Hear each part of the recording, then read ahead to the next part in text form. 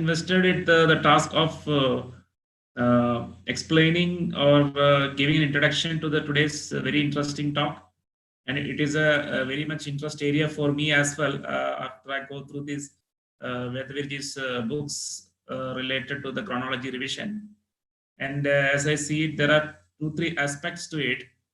The chronology revision. One is the epigraphic evidence which comes from very recent date, very recent historically attested date to as old as Mahabharata, Kurukshetra war date. Another aspect is the Buddha Nirvana and the revision on the date of Sri Buddha. And the third aspect is the entire revision of the chronology of the Christian era as well, starting with the date of Jesus Christ. And this talk is primarily on this the third aspect of the chronology revision, where we have to pose questions on established notions of the date of birth of Jesus. Is it really on first AD December 25th? And there is some myth about the Star of Bethlehem. Is it some astronomical observation? And then you have the date of Alexander, which is fixed around 323 BC. We have to revisit that. The date of Cyrus, we have to check it, and the date of Augustus, which is again fixed in 27 BC. The Cyrus date is fixed at 539 BC, and then Alexander at 323 BC. So this is our subject. All these questions, whatever established the dates, then whether we will be able to go through those, revisit this sheet anchor dates, which is there in the Christian chronology and the common era. And I give, I request Vedavirji to start the talk and his presentation. Thank you. Yeah, good evening and also good morning to the all friends from US. Today it's 25th December. I don't know whether I should say happy winter solstice or happy Mithra's birthday and happy Christ's birthday. That's a question mark. So that we are going to decide whether this is today 25th December is the really a date of birth of Jesus or not. I want to clarify that I'm not going to discuss the whether Jesus was a mythical character or a historical. I'm going to fix the date of Jesus as narrated by the Western historians, because finally his date is linked to Augustus. It's more chronology. So whether what are the events are historical, what are the events are mythical, that we will discuss some other date. How the Christian tradition has actually in the beginning onwards, Christians generally they corrupted the local traditions and then claimed that those are the Christian historical events sometimes. But as a person, as an Jesus did exist as per my research. Because there are enormous evidences of that we will be going to. But the problem is how this is relevant for the Indian chronology, because we are all working for the Indian chronology since I think beginning of the colonial era, when British historians started rewriting the Indian history. We always claim that no, Indian history is much ancient, and even the dates of Mahabharata, then various dynasties, the chronology of various dynasties of Magadha. So let me start the. Actually, in a chronology, why we need to arrive a world chronology today? Because before 17th century, it's only chronology of Greece, chronology of Egypt, chronology of Babylon, Indian chronology, Chinese chronology. Every civilization followed their own traditional chronologies. There was no one scheme of chronology was presented for the entire world. But in the Bible, especially Hebrew Bible, the Old Testament, has numerous references about the Egyptian kings and the Babylonian kings, Assyrian kings, even the Roman emperors during the lifetime of the Jesus have been mentioned. So this became a compulsion for the Christians to establish the world chronology. So what they did around 17th century and later, I'll just show you this. Actually, what they presented, single pillar edifice means world chronology has only one sheet anchor, that is the first AD, Jesus birth. Because by the time of 16th, 17th century, the European scholars were, or even the entire Europe was following the Anno Domini epoch. Then they just followed the after Christ and before Christ. That approach they took for the reconciling the world chronology. Then the first AD was just their assumption. They have never established first AD as an historical event. There is no independent evidence I found. And even you can go to the entire, you Google it out, find out any scholarly article ever written justifying the why first aid historical. I haven't found a single article. Yes, they all link to Augustus. Yeah, numerous articles to evaluate the absolute chronology of Neo-Babylonian Empire. You may find thousands of articles about it, but not a single article which establishes, gives an independent evidence to establish first AD as an historical epoch. There is a difference what I'm saying. Accepting first AD as a sheet anchor of world chronology, then it must stand its own. But if it is a false foundation, if it is the false sheet anchor, then entire chronology will collapse. This is the risk when we are going to establish. Anyhow, any sheet anchor which is independently verifiable deserve to be a sheet anchor. There is no problem in case entire world chronology has been erected on a one pillar, but that pillar must be independently verifiable. So what I found is first aid is not independently verifiable historical event. Or I haven't found any archaeoastronomical evidence or any other evidences which can be verified. So what we need to do, we have to review the entire world chronology. Why the need? Because finally we are pursuing, and we are not the scholars to read original Greek text or original Latin text, or even numerous papyrus documents found in Eastern Church, and as well as in the Roman and other. It's very difficult for us because we may not be knowing the original, the dialect of that period and the way the documentation has been done. But the problem is, real problem lies in Indian chronology. What is that? This is the Puranic chronology, what I'm presenting. Okay, these dates have been arrived by me. Kota Venkatachalam, even before Kota Narayan Shastri, even before him, the numerous scholars. So Puranic chronology is nothing new. It does not mean that we have discovered. This is there in our tradition since the Puranas have been updated during the Gupta period onwards. This chronology existed. Then why we are not able to prove it till date? We have miserably failed, though we have presented Puranic chronology since last 200 years, and repeatedly we reminded to the Indian scholars, Western scholars, and those the leftist eminent historians. But what is the problem in here? Why they are not able to accept it? Let us find out the paleographic evidence.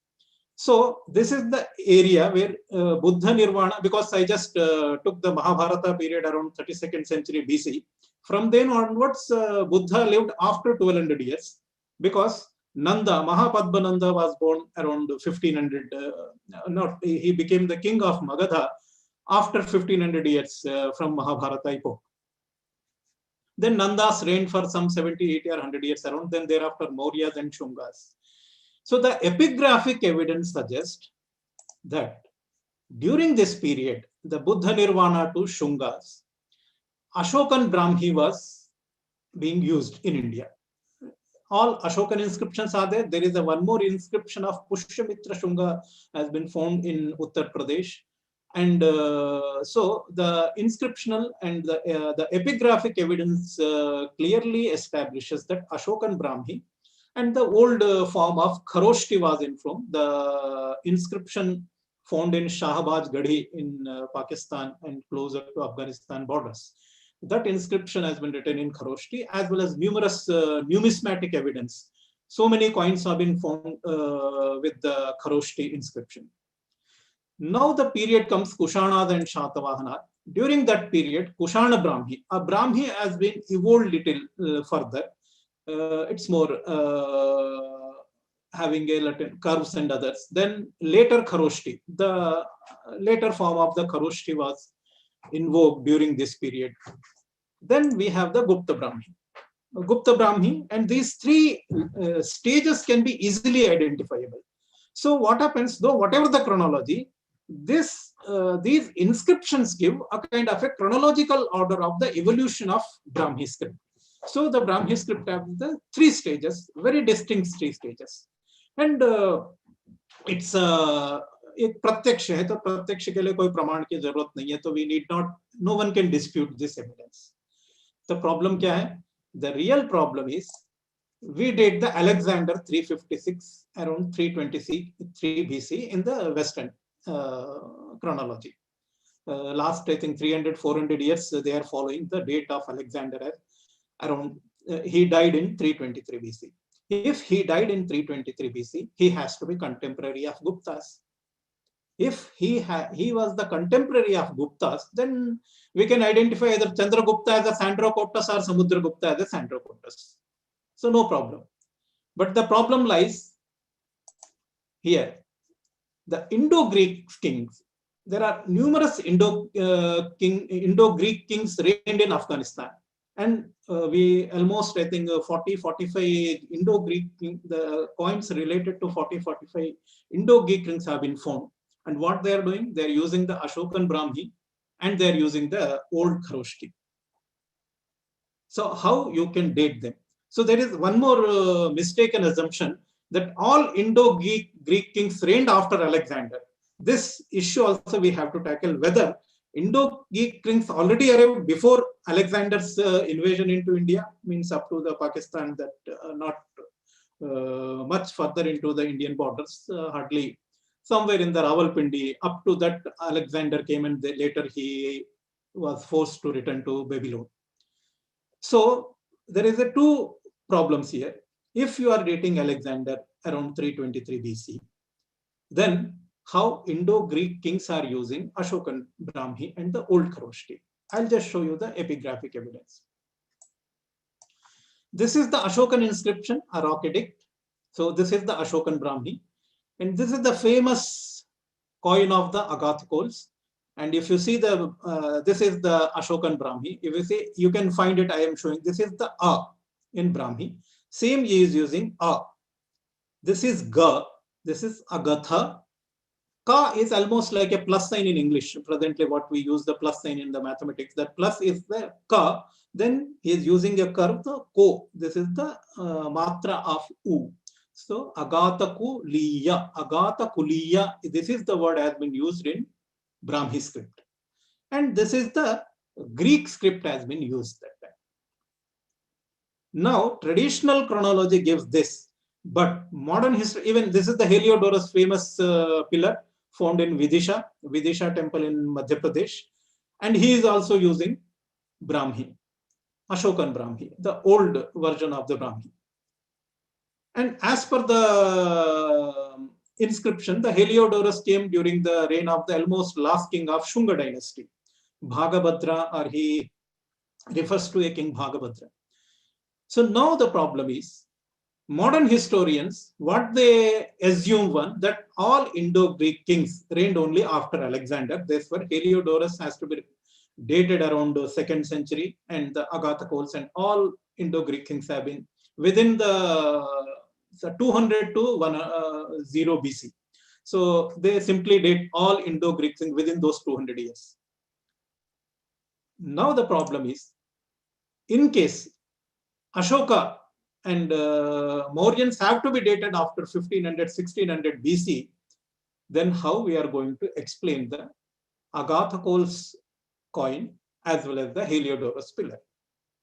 This question has been raised by the repeatedly many historians, but unfortunately, none of the Indian Indologists ever identified this problem, because we all working on literary evidences and then claiming that no, our chronology goes back to the Buddha has to be dated around 1807 BC by Koto Venkatachalam, and even the entire traditional chronology suggests that. But we have not solved this problem.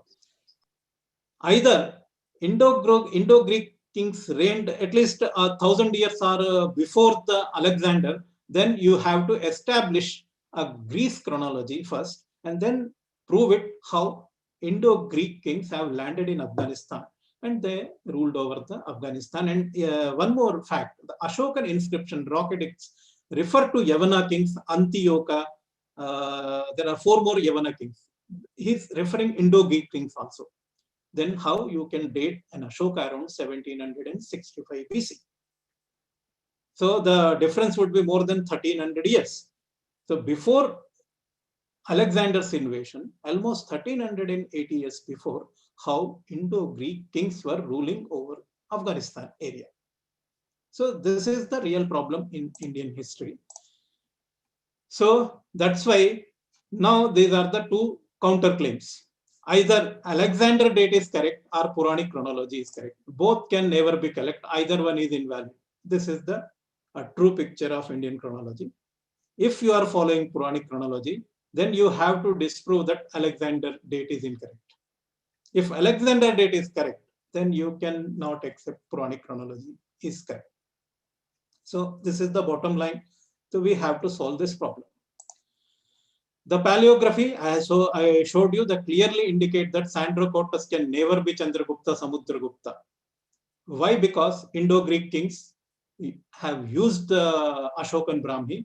This is the reason the modern and the eminent historians of modern era as well as the colonial era, they identified Chandragupta Maurya as Sandrocotus, not Chandragupta or Samudragupta of the Gupta dynasty. Now, all historians have dated all Indo-Greeks after Alexander. But we have to, what we need to do, we have to reconcile the entire chronological history of Greece, find out if anybody before Alexander also invaded up to Afghanistan, whether he appointed his governors or not. So in Arin, his one book is Anabasis of Alexander. I'm just forgetting the name of that book. He clearly mentions before Alexander, Hercules, he invades in Afghanistan up to Alorus rock, kind of a rock near a hill, where Alexander crossed even that. That's why Alexander is greater than the Hercules. So, and Hercules has been dated by the Herodotus before his day, almost 700 years before his lifetime, what Herodotus gives in his textbooks. He wrote a book on history. So he mentioned that Hercules flourished 700 to 800 years before his lifetime. So there is an evidence that before Alexander, Hercules invaded the Alexander and he appointed his governors. Now we have to reconcile the Greek history to find out. We can't run away from this responsibility and just say that Puranic chronology is correct. Then nobody is going to buy our story.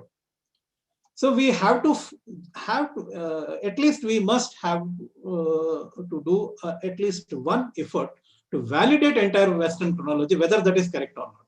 Because I have established the Puranic chronology with reference to the epigraphic evidence. Then I thought that Puranic chronology is absolutely correct. There is some problem in the Western chronology. So therefore, my quest for the true Western chronology has begun. And then finally, I found it that the first AD is the real problem in entire world chronology. How that is, that let me explain it. For this is the date of Alexander, 332, 320. These are the eight years he reigned over the Persian. Then he died in Babylon somewhere in 323. This is the date as per the first AD, if it is the valid date of Jesus' birth. But how the date of Alexander has been arrived?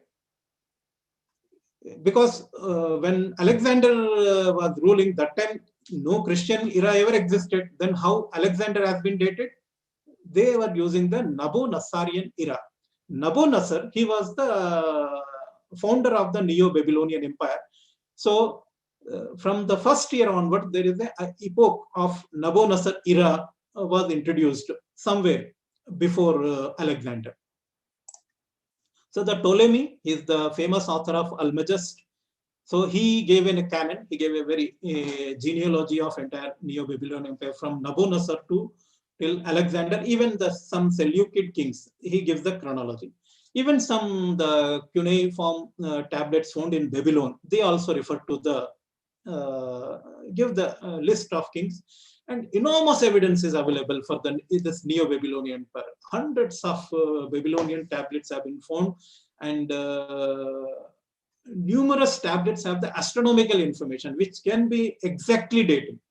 That's why I always envy that they have so much of evidence. We have not much that evidence in the 2000 to 1000 that period. We have only very few dates where we can come out of an absolute date of somehow the Buddha.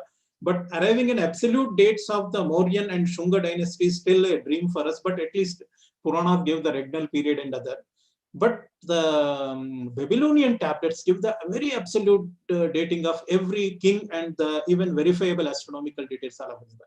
So it's a complete archaeoastronomical research to find out the exact chronology of the entire Babylonian, the Neo-Babylonian Empire, and thereafter the Achaemenid Empire. So what Ptolemy mentions, Alexander defeated Darius. He was the last king of Achaemenid dynasty. So he invaded in 416th year of Nabonassar. So what you have to do, you have to go back to 416 years before the Darius III. Then you can fix the date of Nabonassar. But then he died in 424 or 25th year of Nabonassar era. Then the difference between Jesus' birth and the Nabonassar has been estimated around 748 years. Now, does the epoch of what the modern historians have fixed 748? Why? Because they just assumed first AD as a sheet anchor. There is no evidence presently how you have established first AD. From which point I have to calculate 700 years back, 748 years back. So their assumption is that our era, because they were so much under influence of church, I can say they were under hypnotic influence of the church, that they can never ever imagine that first AD can be wrong. So that's why what they said, it is an assumption, a blind assumption that first AD is the Jesus birth, and they have gone back to 748 years back and fixed the epoch of the Nabonassar era. This is how they arrived the 748. Then you minus 416, you will easily arrive 332 is the year in which Alexander defeated Darius III. Okay. Simple, 748 minus 416, 332 BC. Then for the date of death is 424-25, so you can easily come out of a date. So this is how the Alexander's chronology has been fixed. So the assumption is Jesus' birth in first AD. Till now, we don't have any evidence to say first AD is a Jesus birth year. Okay, this is the way the Western chronology. Then how there are many other eras they follow, like Roman era. The Roman tradition clearly indicates that Romulus, he was the founder of the Rome city. That Rome city was founded 751 years before the Jesus birth. Now again they have to assume the Jesus birth. Now Olympiad era, it is well known, the Olympic Games in Greece, Athens. So the first Olympiad took place 776 years before Jesus' birth. Then Seleucid era, it is around 436-37th year of Nabonassar. The Seleucus, he became the king of Syria. So that time he introduced this 312 BC. The real problem is here, all European historians, they assume the first AD and then they're going back and fixing the all epochs of ancient eras. My challenge is, without referring to the first AD, can you arrive the epoch of Nabonassar era, Roman era, Olympiad era, and Seleucid era? If you just remove the first AD from the table, then they can't arrive to this chronology at all. Then Augustus era. When all of these events took place before Jesus' birth, why Jesus' birth should become a sheet anchor to arrive these epochs of eras? This is my fundamental question to the Western historians. So, what we have to do, let us remove first AD from it. We'll say we will not discuss first AD. Let us arrive the chronology up to Augustus first, without referring to first AD. Then only we can, in case entire chronology, if we can validate without referring to first AD, still first AD can be proven, then we can say that yes, first AD can deserve to be a sheet anchor. But right now, I haven't found any evidence. So what we need to do, we have to establish the epochs of these eras, because all eras, the way we have done in Indian history, the Shaka era, Shakanta era, then the Vikramaditya era, then so many epochs of eras we established on the astronomical evidences found in epigraphs and numerous copper plates. Similar way, we have to establish the absolute dating of these epochs. So what is the information we have right now in all the Western historians? What actually they give the information about the birth year of Jesus' birth. The Eusebius, he was the first person who gives this one. That just a minute. I think yes, this. Hippolytus, he was the person, because I'm going by the chronological order. This guy says he was born on Wednesday, 8th day after the calends of January. Calends means the first day is the calends in Russian, in Roman terminology. Then in the 42nd year of Augustus, and the 5500 year from the Adam.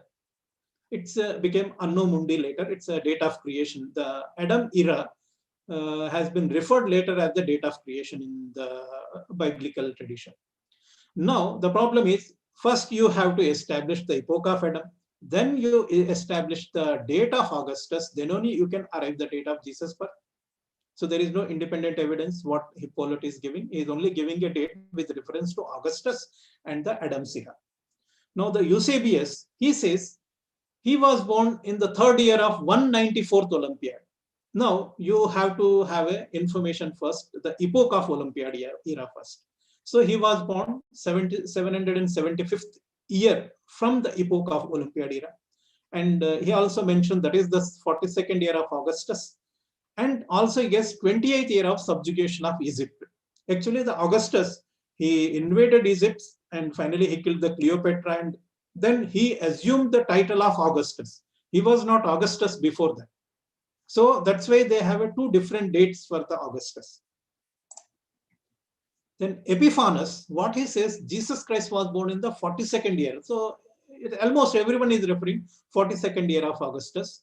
Then what he gives one more very interesting, on the 8th day before the Ides of January. Ides means full moon.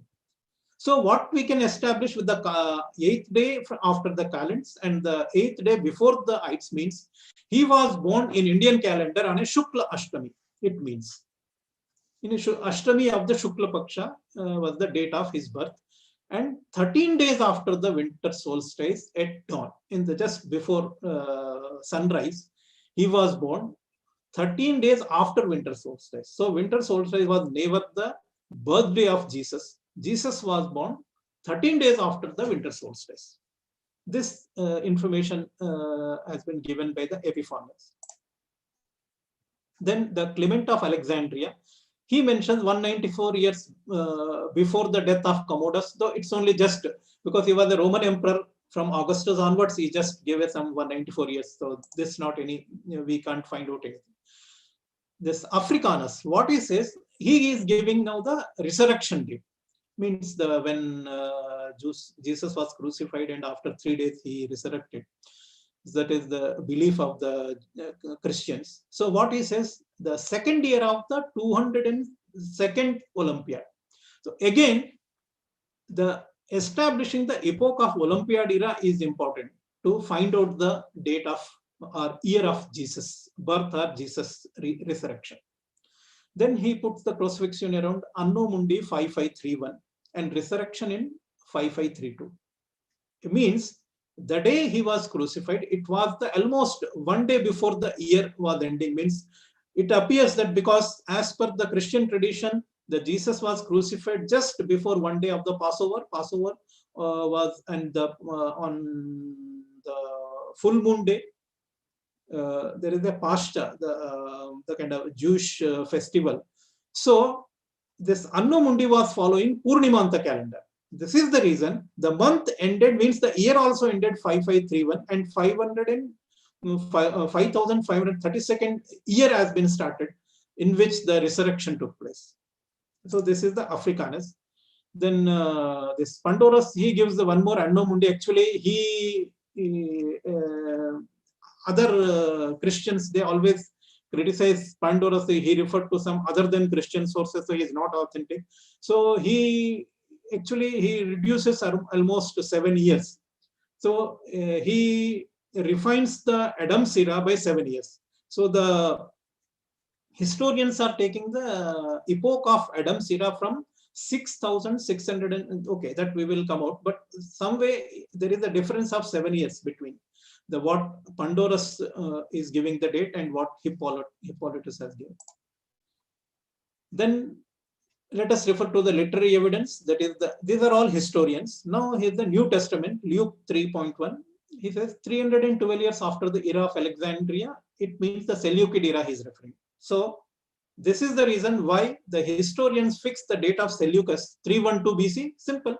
You assume the first AD, go back 312 years and fix the date of Seleucus. So finally, still so much of information we have discussed. Everything is based on an assumption that first AD is the Jesus birth. This is the Gospel of Luke. He refers to one governor who did some kind of a census. So his date is also in controversy even today. The problem is the entire the Western historians went wrong in the chronology. This is the reason they are not able to explain many biblical references. But I found that once we correct the chronology, the biblical references are absolutely correct. What I found it chronologically, it's only we miss the true chronology since last 300-400 years due to assumption of first AD as the Jesus birth. The entire world Western chronology has so many problems they are facing even today. They could not solve last 300-400 years of research. We are not able to solve. It means there is a serious problem in the sheet anchors. So we have to revisit the sheet anchors to solve this problem. So in this context, what I want to say, whether anyone has ever doubted the epoch of Jesus birth or any divergence of opinion about the Jesus birth, I found in this some divergence of opinion in the Aini Akbari written by Abul Fazl. What he refers is simply Christian era. This begins with the birth of Jesus Christ, the commencement of their year. Some take it to be the entry of the sun from the 0 degree of Capricorn, whereas others from the 8th degree of the same. It means there was a clear divergence of opinion. At least two different opinions existed. A particular tradition counted the Jesus birth year starting from the 0 degree of the Capricorn, whereas another tradition counted the Jesus birth year from the 8th degree of it. Means 0 degree is the winter solstice and the 8th degree winter solstice. There is a 9 degree difference is there in these two traditions. So then if we can astronomical terms, if we want to calculate, because due to precession, every degree, the precession is 1 degree in 72 years. You just multiply 72 into 9, it is the 648 years. It comes close to the chronological error of 660 year, what we are facing in the Shaka era. So it gives an indication that there was a similar problem is there in the Western chronology.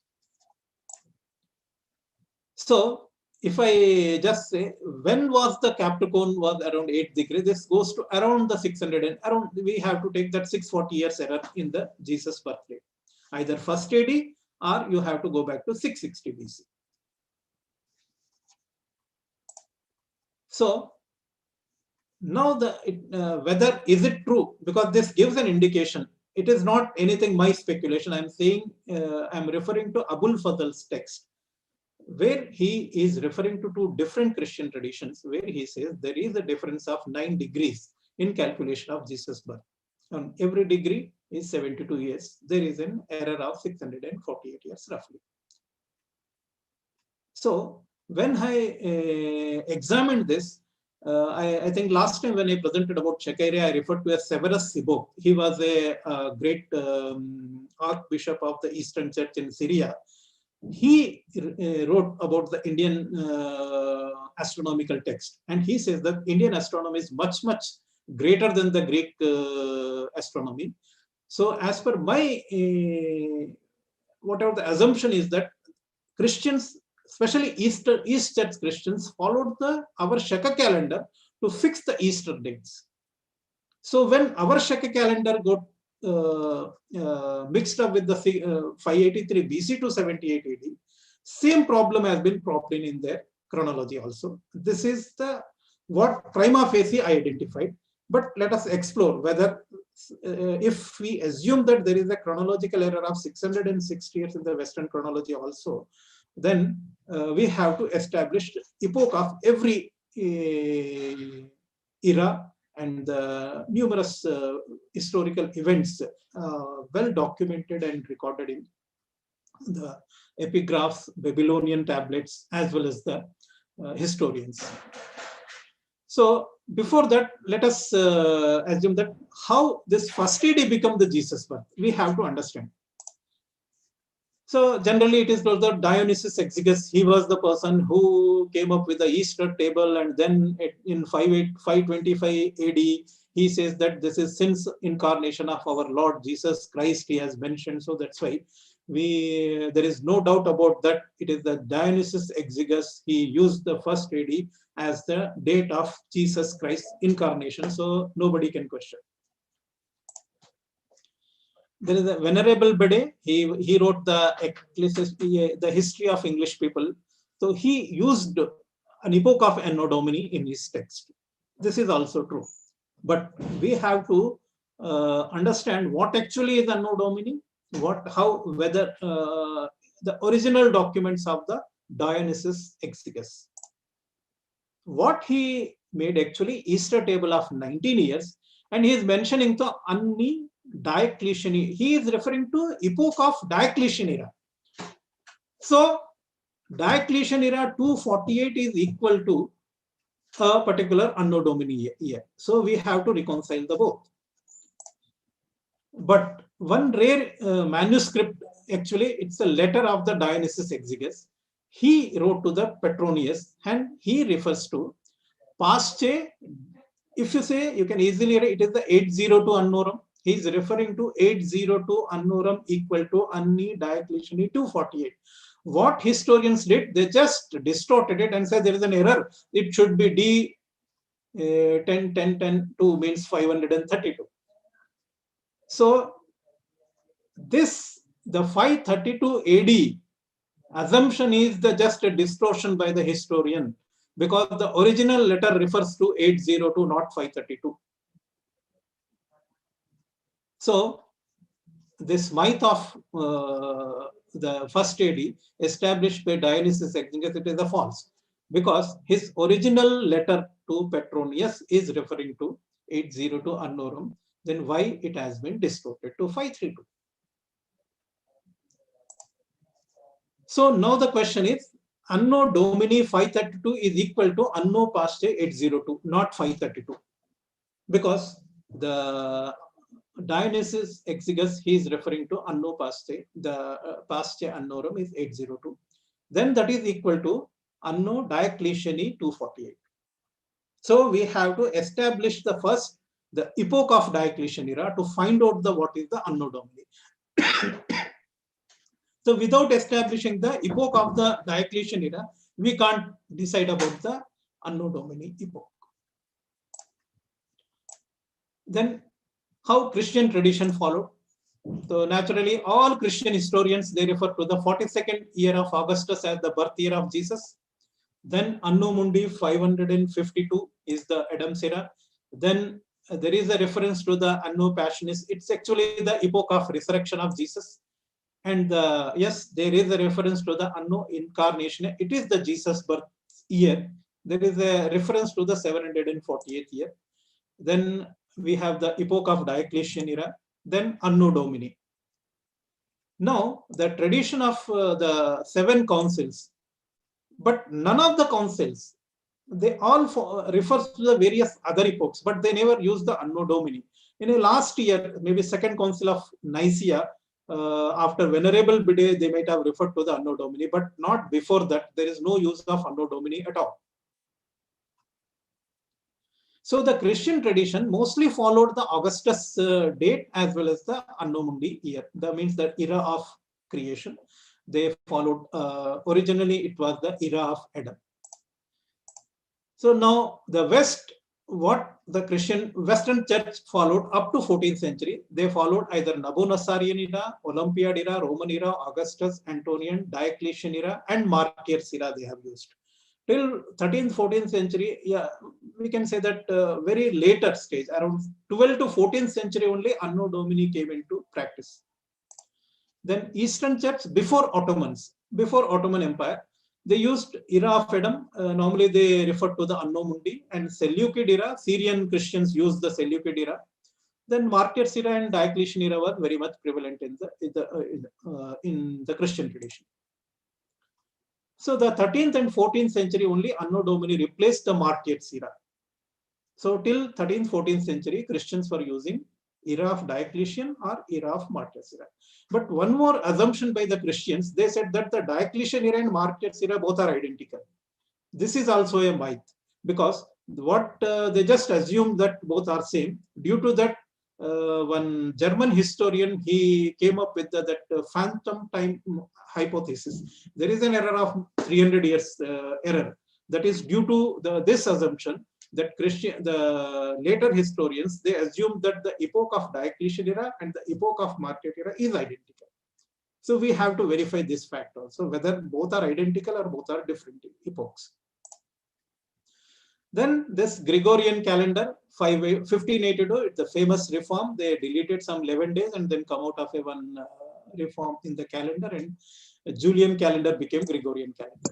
Then there is a reconstruction of a Julian calendar, considering the 1st January 4713 BC, and then the Julian day concept came into practice.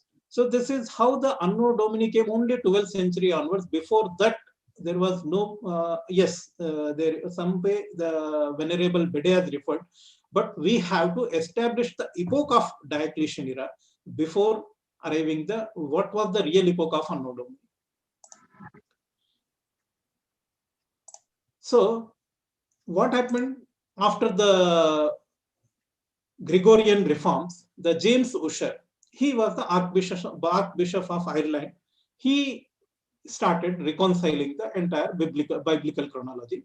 Then the first time the use of after Christ and before Christ concept came. Before that, none of the Western historians ever used chronology in those terms. The first time means in the 17th century only, they started using AD BC concept. Before that, this concept was not existing. Then he just assumed that creation took place around 6 p.m., 22nd, 23rd August, 6. And so such a great scientist in Europe, they have even find out the time. Even if sun and moon were also created, I don't know how they have arrived the time. So, and Solomon temple and the difference between Jesus' birth and 1,000 years. And he says Jesus' birth was somewhere 5 BC. It means even till 17th century, first AD was not the Jesus' birth at all. It is the 5th BC. Since he calculated the Herod died in 4th BC, since Josephus refers that Herod died after 1 year of the Jesus' birth. So therefore, he fixed the Jesus' birth 1 year before. And he was the first person who gave the date of death of Alexander, 323 BC, considering the same first AD. Then Augustus, this is the 44 BC. These dates have been first time ever given by the Western historian. He was an archbishop, this is the James Ussher. So then John Lightfoot followed the same, but he corrected the epoch of the this Anno Mundi. Then he said it's not 6 p.m., it's the 9 a.m. I don't know how these, it's a very hilarious or ridiculous way of research. They're even finding out the time and minutes, what time the God has created this entire universe. So then the Newton. So he is the person who fixed every science. So he was also working on chronology. Maybe few guys may be knowing about that. He was a chronologist also. Then he says that no, not 4,000. He corrected four years, and then he corrected the Jesus birth also 4 years and made the first AD. It was actually Newton, and actually his book was published only 1 year after his death. So now 1728 AD only the Newton's book was published. Means from today onwards hardly 300 years, even less than 300 years before, only the first AD came into practice as the Jesus birth for the historical and chronological history purpose. Then what they did, they propagated to the entire world saying that it's a secular chronology. I don't know, it's entirely Christian chronology, how it is a secular chronology for the world. First AD is an assumption, and that is the secular chronology. So we are all under the hypnotic influence of, because हम लोग अभी सोच भी नहीं सकते हैं कि अगर chronology क्या होगा if we are not following the first AD, because even the Muhammad date and the Muslims, the epoch of Hijri, everything is linked to first AD. So if Jesus birth is moved backwards, then Muhammad date also goes back. So there is a greater challenge for us too. So this is the book published by the Newton. This is the 1728. It's a short chronicle from the first memory of things in Europe to the conquest of Persia by Alexander the Great. This is the title of the book he published in 1728. And what he did, he just contracted the Greek chronology by 500 years. Why he has reduced to 500 years of chronology of Greece? Because he was following the first AD. Not only Greek chronology, he brought forward the Egyptian chronology also by almost 800 to 1000 years. It means before 1728 AD, Greek historians and the Egyptians, they followed a very long chronology. Means their chronology must be 500, 600 years backwards. But due to first AD, has been considered as the sheet anchor. The Newton, what he did, he just challenged their chronology. Though your chronology is wrong, you must follow the only, because basically by the time all are Christians, so they have no other option to do this one. So they just corrected the chronology. Actually, they corrupted the traditional chronology in other terms. So these were the 6 chapters what he wrote about the Greek, because finally his basic objective was to reconcile the biblical chronology only. That's why he only writing about the chronology of Greeks and the Egypt, Assyrian Empire, Babylonians, and the Solomon Temple, and then the Persians. Because the Bible refers to only these kings. So his main effort was to reconcile the biblical chronology, considering the first AD as the Jesus birth. But the same scientist who argued for that we must follow secular chronology and then established every timeline based on a logic, but he has not applied same logic for establishing the first AD. That is just an assumption. He has not given a single line or single piece of evidence to establish that why first AD has to be followed as the Jesus birth year. So what my problem is, now I have to have a reconciling the chronology. So I needed a secular document actually, because all are Christian documents. If I'm referring to, I may not get. So I found Abul Fazl is the secular, because he has nothing to do with the Western chronology. He has nothing to do with the Indian chronology also. But he was tackling the all 3 chronology, because he is referring to Western, Persian, and the Indian. So that gives a very good perspective to find out what actually he was referring to some Jalali Hijri, because I am all taking 660 years backwards, because there is a real evidence what I am going to tell. This is actually what Abul Fazl, he gives 98 verifiable dates in Akbarnama. Akbar reigned for almost 50 years, what and every year Akbar is celebrating Navroz. Navroz is the day the sun enters into Aries. So what Abul Fadl is giving, even the day in solar calendar, a day in lunar calendar, as well as the weekday, even hours and minutes. If we calculate the modern chronology, then the sun would have been entered into 10th March 1556 AD, but actually the sun entered into Aries 1556 AD. So don't think that it is a Gregorian, no, because this is, I am taking 1582 is only the Gregorian. Before that, I am following Julian calendar. It appears very absurd. A great astronomer like Abul Fadl, he will go wrong by 15 to 16 days in calculating the entry of sun into Aries, and where he is giving hours and minutes, and moreover the calendar. The way he is giving the calendar in, why I am not so important, his date is only first day of the Aries, because he followed the solar calendar. So naturally he will reconcile the entire solar calendar as per the sun's movement. So he is referring in the solar calendar first day of the particular month. But in the this Islamic lunar calendar, he is giving a date that becomes a verifiable. So there are 98 dates. None of the dates Western historians are, the person who translated, he could not reconcile. They simply blamed the Abul Fadl that he may not be knowing the astronomy. The way they blamed the Ptolemy, they say there is a book that is a successful fraud. Why? Because the many Western historians, they tried numerous ways, but they could not establish many astronomical facts narrated by the Ptolemy, because they were searching all those events into a wrong chronology. The same problem with the Abul Fazl also. Almost 98 date, none of the date you can establish in the 16th century. So this is the hard evidence. Actually, it took me at least 2 years to claim it, because it's a very, very radical change. But when I made it public, but nobody has ever countered me any inconsistency in there. They said, no, Abul Fazl is wrong because he was not knowing any astronomy. But I don't, I differ with, because Abul Fazl was a traditional Zoroastrian astrologer. Because though they converted to Muslim, but they were by culture they were Zoroastrians. Even the Mughals were Zoroastrian Muslims. Actually, we must propagate this more in entire textbooks, even historical books, stating that they used to celebrate Navroz than the Ramzan. I have not found a single reference of celebrating Ramzan in the entire Akbarnama. Every year starts with the celebrations of Navroz. Navroz is not the festival of Muslims.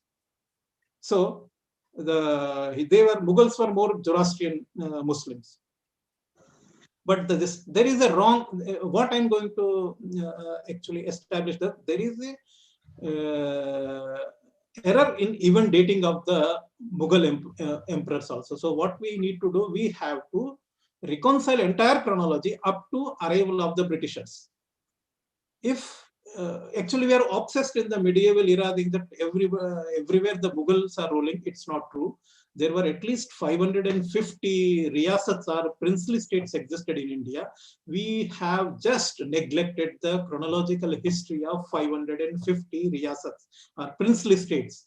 Actually, they have enough chronological genealogies existed, but the Western historians simply rejected it. These are all false. You have just you did a forgery, or you created your own genealogy. It's not historical, not authentic. But if we correct the chronology, every genealogy given in by the Rajput dynasties, even Bhadoria, their Rajput Vanshavali, their chronology starts from the 500 AD after Prithviraj.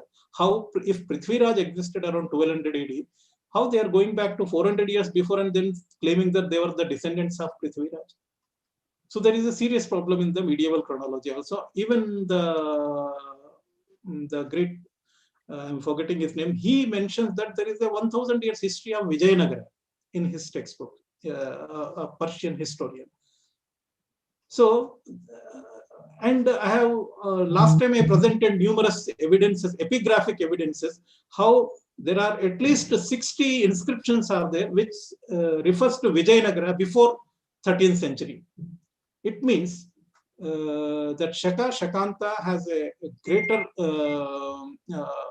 evidence which completely falsifies the chronology taught to us. Then Aine Akbari gives various refers. I'm just because I think that many guys may be going listening to the first time the Western chronology. So he gives just the difference of even gives the Alexander's date. Even Seleucid era is referring to Bukht Nasser. Is referring to Nabu Nasser as the Bukht Nasser. So he gives the entire list of eras practiced in the Western world. So it's a very good information. Even Augustus state, even Antonius, he was, he is the person where I want to draw your attention to the Diocletian era. What he says, he's saying 1010 years had elapsed. He's taking one particular epoch. Okay, let us we take this almost 1584. If you add 1010 years, then you have to say that it is almost 584 AD was the epoch. So what they say, no, they just rejected that it cannot be, because Diocletian era only commenced in 284 AD, because the Martyrs era's epoch is 284 AD. So they rejected the Aine Akbari. But every date is correct. Why only the date of Diocletian era is incorrect? So why either Aine Akbari is incorrect, or the what we are following today that may be incorrect. So we need to settle this problem. Why Abul Fazl refers that there is a difference of 1010 years between the Diocletian era and the Gaze year considered by him. So Martyrs era can be easily settled because Severus Sibok refers to a particular conjunction in a 245th year of the Martyrs era. So there is a conjunction in a 529 19th May 529 AD. So it clearly establishes that the epoch of Martyr era was in 284 AD.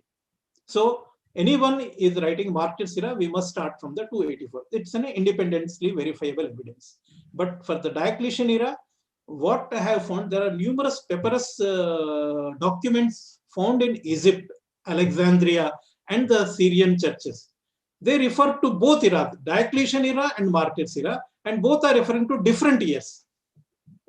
If both were the same, why they are referring to two different Diocletian era as well as Martyrs era and two different years?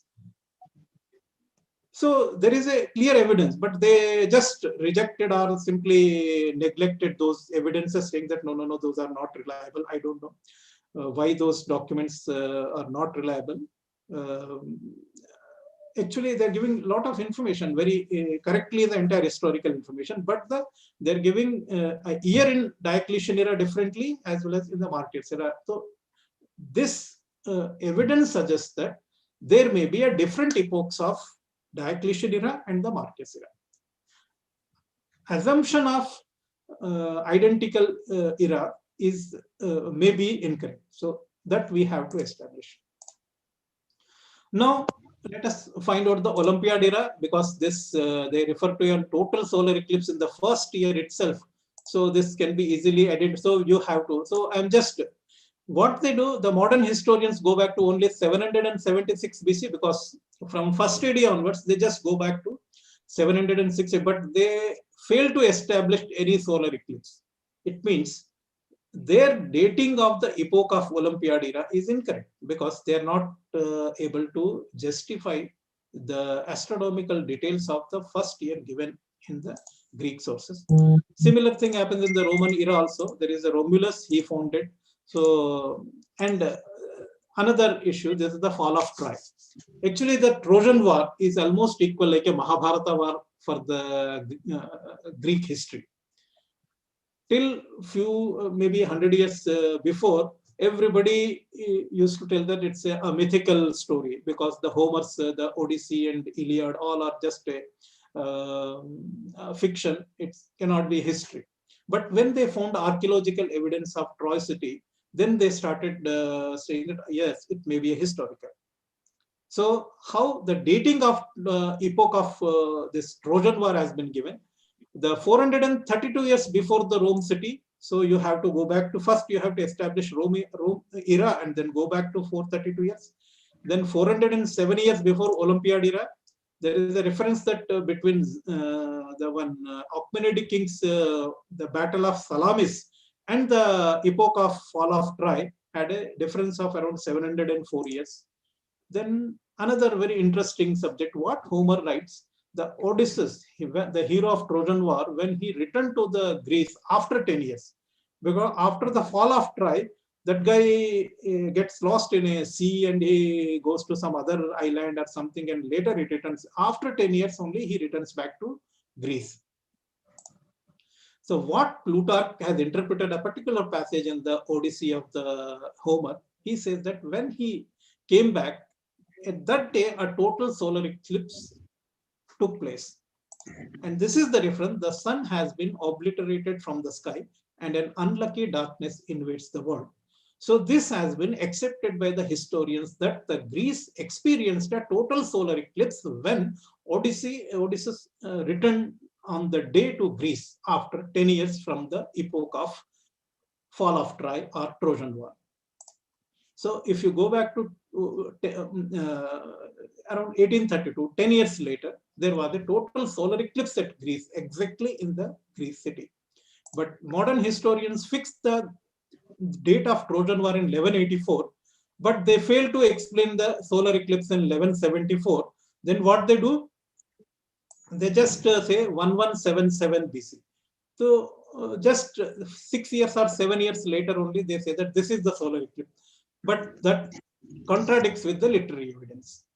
So there are numerous problems in the Christian, in the entire Western chronology also. So there are still a lot to research.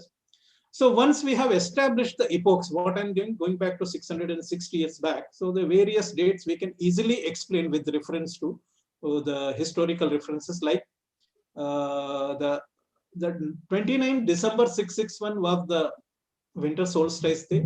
Then you will have the 42nd year, you have to come 702 or 701 was the first year of Augustus. And then the Wednesday and the 8th day after the calends and the 8th day after. And the Star of Bethlehem.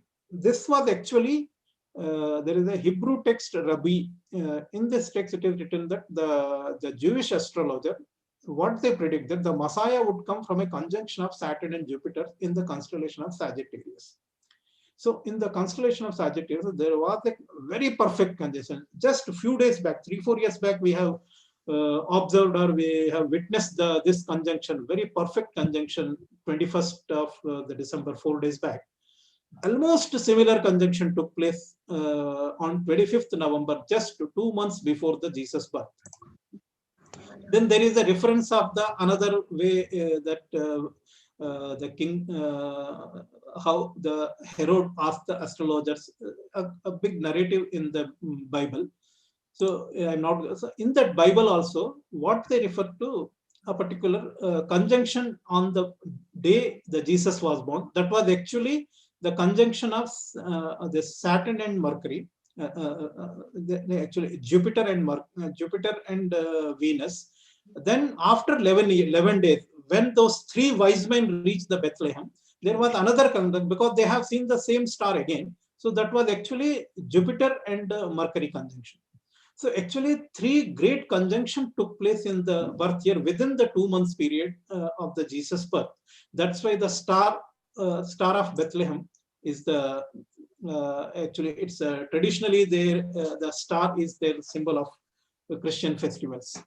Now the Herod's death, there is a reference in the historical text that eclipse took place. Actually, this reference is by the Josephus, that when Herod died, on that day a total solar lunar eclipse took place, and generally there is a very vague reference that he died before the Passover. So some historians, what they put the Herod's death in somewhere in the March.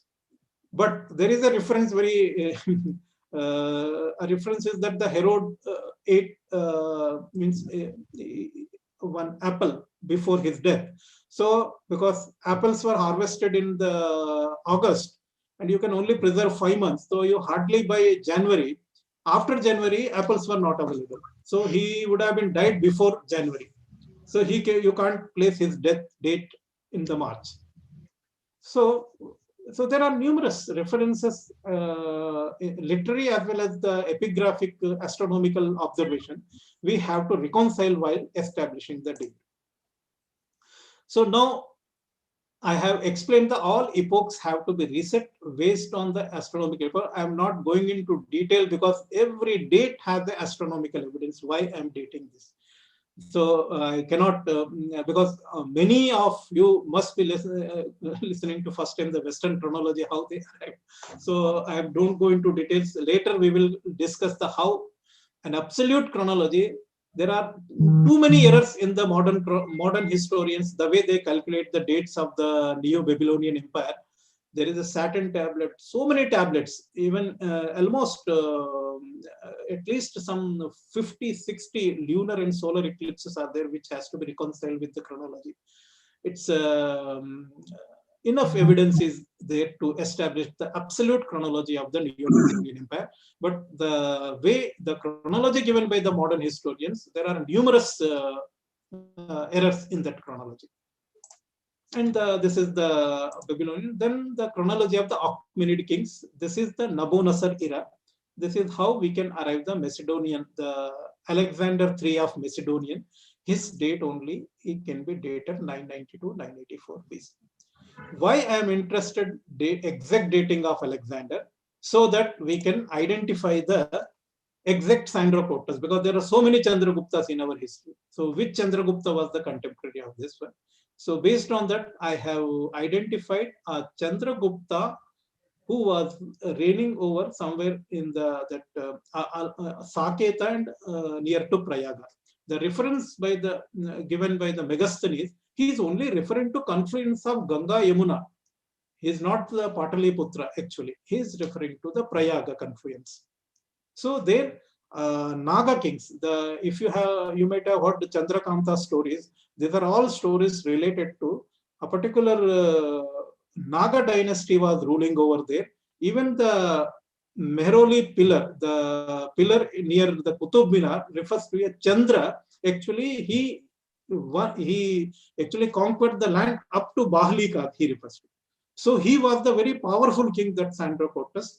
The Chandra who is he only belonged to. So that Mehroli pillar may be at least 3,000 years old, as per my assessment. So I don't know if anyone can do the scientific study or any OSL dating can be done, but no studies have been done till date to date exactly how. You can easily done, because the at least 1 meter must be below the earth. You can do the OSL dating perfectly as per my understanding. I don't know what scientists can say, but some dating has to be. Even I don't know whether the metal may have some carbon element, because when it was forge welded, probably some carbon element we may get if we do some carbon dating. I don't know whether it is feasible or not. Now we don't need that much of amount of the material to do the carbon dating also. So this is the dating is very important, and with this one we can easily establish the date of Hercules around 1900 BC. And the Hercules, he flourished 70, 80 years before Trojan War. The Trojan War took place 1842, I have established. Then you have to go back to another 70 years, around 1920, 1925, the Hercules was born. And he invaded up to Ellora somewhere 1890 or 1880 during the lifetime of Buddha. And the Yavanas started ruling over the Afghanistan area. This is the reason why Ashoka refers to that Antiochus, who was the Macedonian king. So Macedonians, even Alexander claims, the Macedonians always claim that their founder is Hercules, not Alexander. The Macedonian dynasty existed even before the birth of Alexander. This is how we have to arrive the biblical chronology. This is how we can date the Abraham. This I have done based on the dating of Venus tablet. It's very, I can say, little complicated astronomy, how to arrive the dating of Venus tablet. Modern historians have just rejected the Venus tablet. It cannot be dated. It's not worth of it. Even David Pingree, he tried a lot, and many Western astronomers said that then they generally assume that Venus tablet cannot be datable. And they come out of the 5 different dating of the Hammurabi dynasty: long chronology, middle chronology, short chronology, ultra short chronology, I don't know what not. If you are not able to give the dating of the Hammurabi dynasty, where you have so much evidence, it means somewhere chronology is wrong. And it's, I don't know, even today, historians always give 3-4 dates for the Hammurabi. I don't know how a person can have a 3 or 4 different date of birth. So either your chronology is wrong, you are not able to establish, then you have to revisit your sheet anchors. So this is the challenge to the historians from my side. You have to date Venus tablet, or you revisit your sheet anchors, or at least without referring to first AD, try to establish the Western chronology up to Augustus. Don't talk about the Jesus at all. Then we can clearly establish the dating of the entire world chronology. So this is how even the date of deluge. This is the last slide. I will just show you, give it deluge. It's also historical, because the Babylonian astronomers, they refer to one Saturn and Jupiter conjunction 229 years and 108 days before. Actually, this is only a local flood between Upper Mesopotamia and Lower Mesopotamia. Only that was affected. This is not anything world over, some kind of a deluge, entire world in a water, nothing like that. It just a deluge, a local deluge between the area of Upper Mesopotamia, Lower Mesopotamia. And this took place 229 years and 100 days before the deluge, a conjunction. And this is the perfect conjunction took place. The absolute same perfect conjunction what we have witnessed. And the why this why they referred it, every 20 years a conjunction Saturn and Jupiter is possible. What happened? Both conjuncted, then both went on retrograde motion, again conjuncted.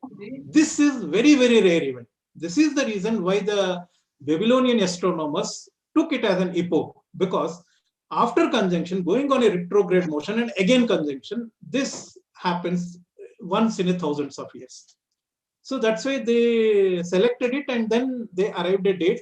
What I did, there was a difference of 1040 years between Abraham and the date of deluge, a great flood. So you can easily date 3708, and then you can arrive the date of Abraham. And after that 530 years, there is an exodus. The date of Moses can be arrived. That date is around 2138 BC.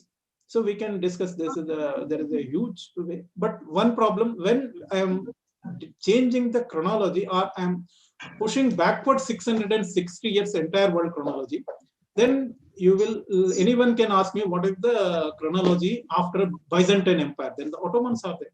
There is a lot of controversies about the Seljuk Turks and the Ottomans. So there is a history has to be reconciled after Byzantine Empire.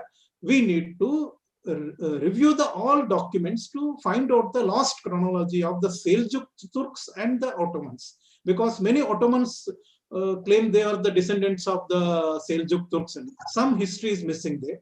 And then the eastern side, the Chinese, because if the Achaemenid dating going backward by 660 years, then Chinese chronology has to be pushed backward 660 years.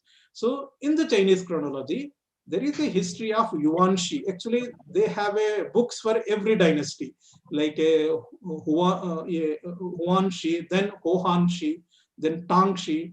Similar, they have a Yuan-Shi. Shi means history. The Yuan is the Yuan dynasty, that's the Mongolian dynasty. That book gives 45 names of Mongolian kings who reigned around more than 700 to 780 years. It means Mongolian history has been compressed. 700, 800 years of Mongolian history has been compressed into only 120, 130, 150 years. This is the chronological error in the Chinese, because Chinese also not interested in the Mongolian history, because they don't want to tell the world that they were under a slavery of Mongolians. So the victim of this chronological error is the Mongolian history. If we correct that, then the entire world chronology gets corrected, and then we can revalidate our Puranic chronology is absolutely correct. So the challenge is much, much bigger if we want to correct the Indian chronology. That is my submission. Thank you.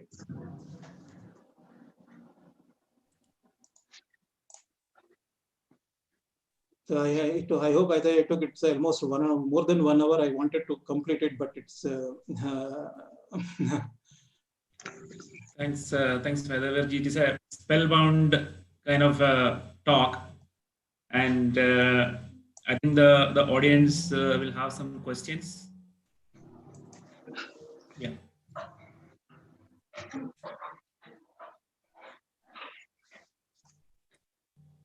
You can yourself, Neeraji. Can I say something? Yes. Yes.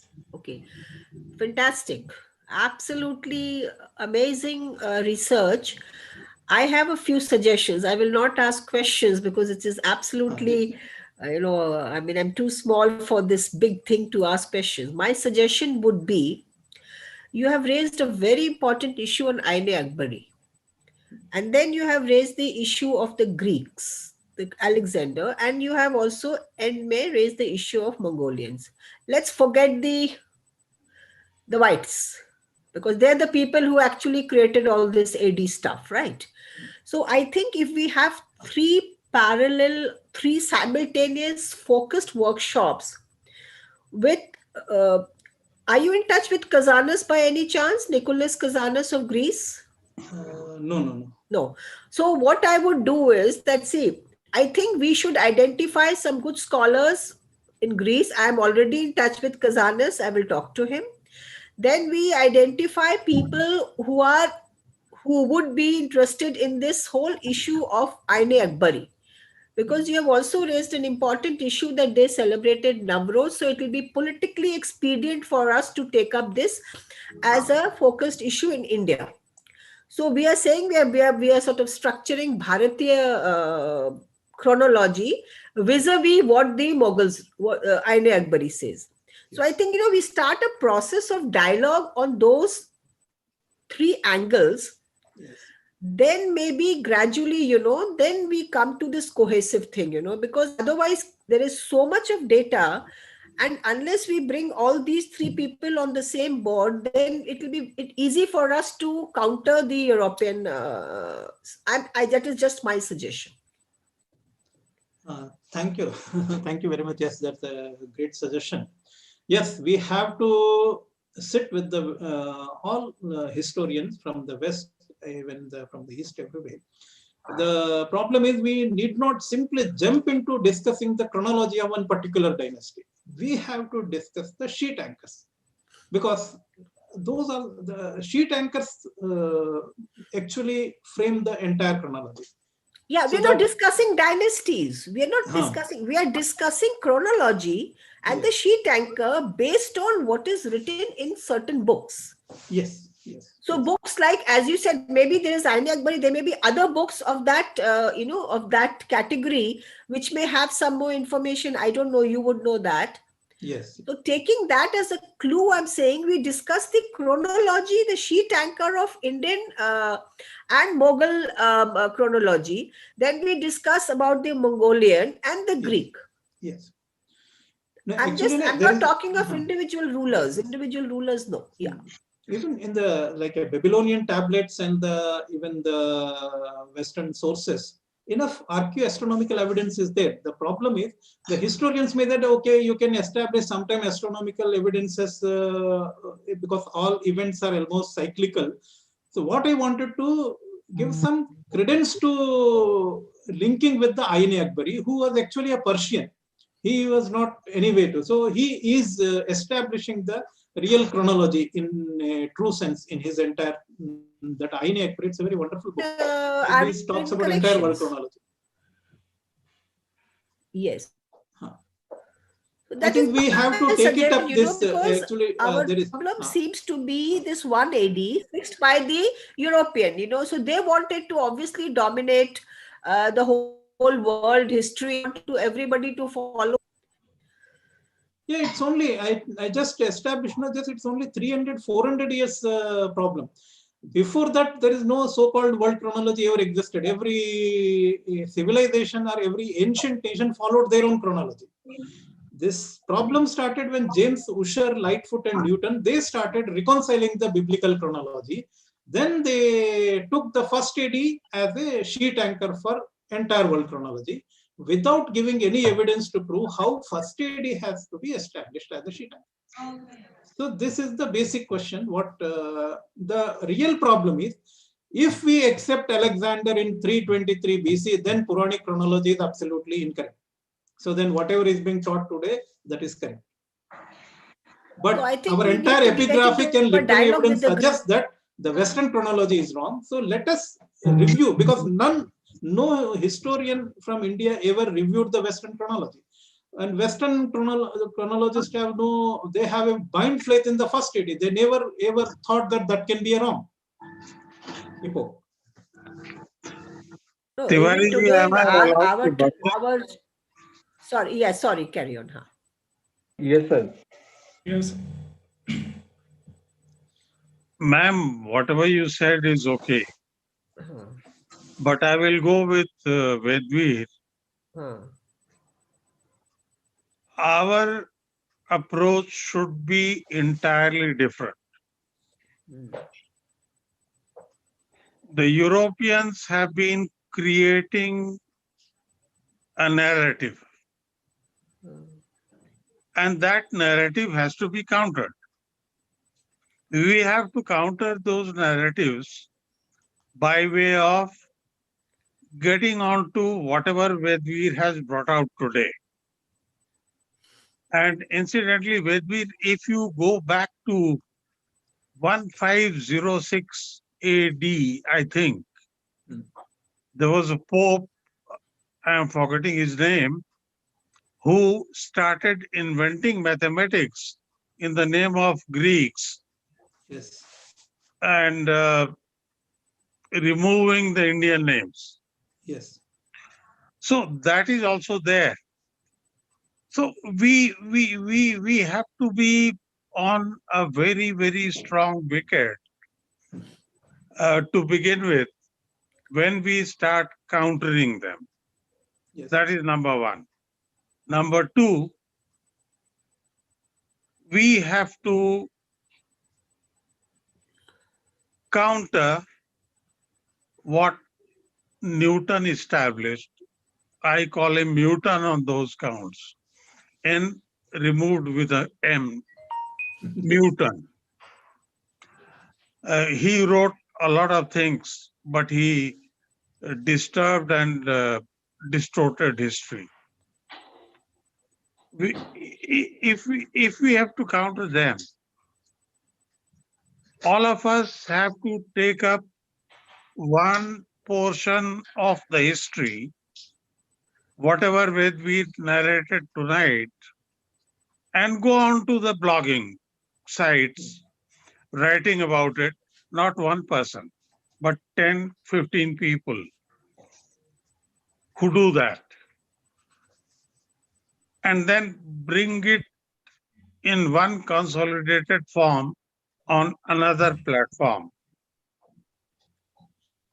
And then challenge the European approach and the European people, which will also include the American historians who have been following the European kind of historiography or whatever you might call it.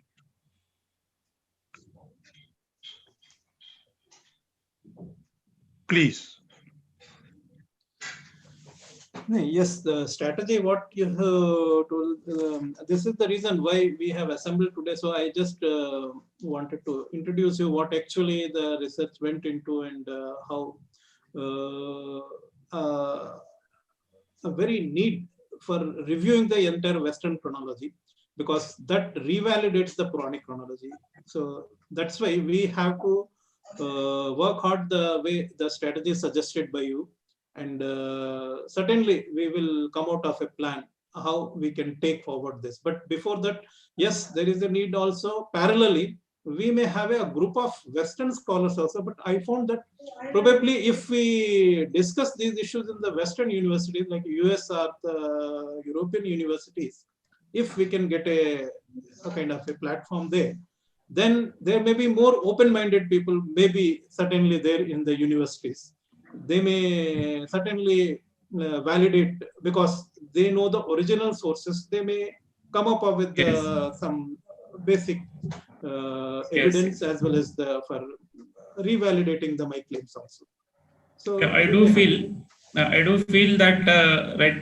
See, currently, based on whatever Vedvirti has mentioned, the people who have lost out is, for example, the Greek have lost out, the Mongolians have lost their chronology. So definitely will have friends across the globe whose chronologies are shrunken because of uh, and one important punchline I would say is that I could see in Vedavij's presentation is like a question like, is there a loss of 660 years in the Quran? That is a big punchline, and if we are able to ask this question to many of the major universities, and then bring them into a debate, and then proceed it in that manner, because a lot of people are not hostile to you, they are just brainwashed, and based on the current mainstream scholarship, they are just in that state. So once you convince them, there are a lot of people who are sincerely come to the truth position. So I agree with you that that is something that we can look at it, proceed. And some scholars like Neeraj has also mentioned Nicholas Casanas. I know about him. Mostly he is definitely into the Vedic chronology, etc. So this will be a very for him, and he's a Greek. So all these things are there. So we can think about in that direction.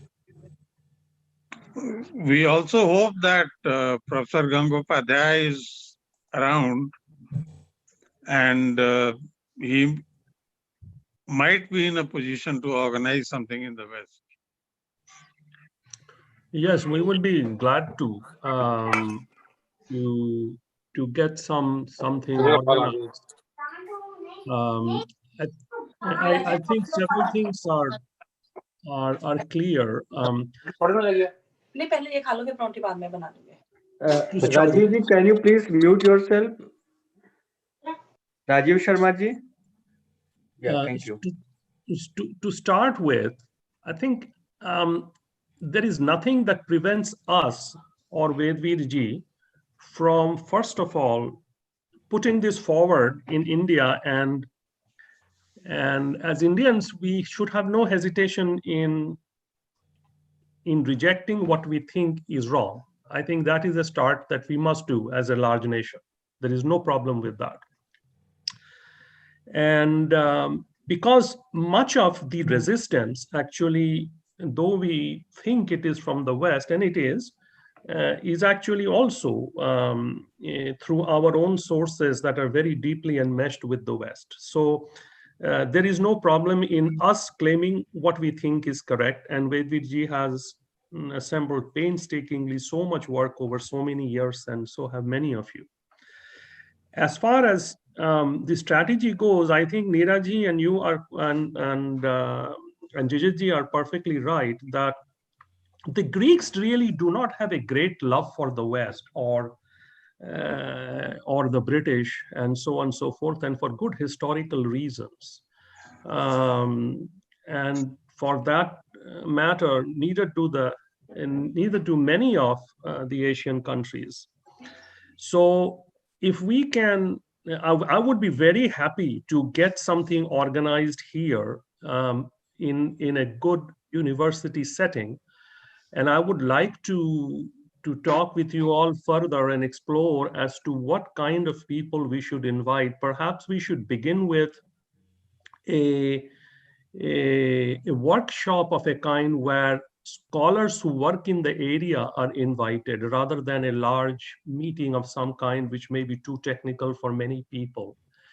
So we would be delighted to sponsor such an effort, get the scholars, all of you, and try to organize something here. And with some guidance from you all, we will explore locally as to the academics who work in the field and in the area.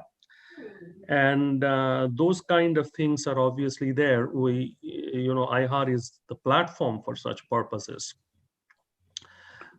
Third thing, there is very interesting that we should also be very clear about telling the West that you have lost your own history that has been distorted for the last 300-400 years, and put forth the hypothesis to them as well. And it may be of interest to them because everything, having pushed forward everything, they are again forced to push forward all the other world chronologies as a matter of claiming their civilizational origins from a certain place and other secondary gains that they think they have. So there may not be the usual factors that come into play when we talk about these things. In fact, the Greeks, who are the precursors of Western civilization, go back in antiquity. They have lost some of their history, and hence the Western civilization goes back in antiquity to some extent. So I think that this is having started up the hornet's nest that Vedvirji did, and I think it is a good hornet's nest that he has started up, and we can have people who are open-minded. We can have people who are interested in restoring their, many of my Greek friends that I have here, when I sometimes talk with them, some physicians, etc., we very often talk about these kind of things, and they are also very very distraught at the fact that their own culture, civilization, history, etc., has been lost. They considered themselves part of the Orient till about 300-400 years back.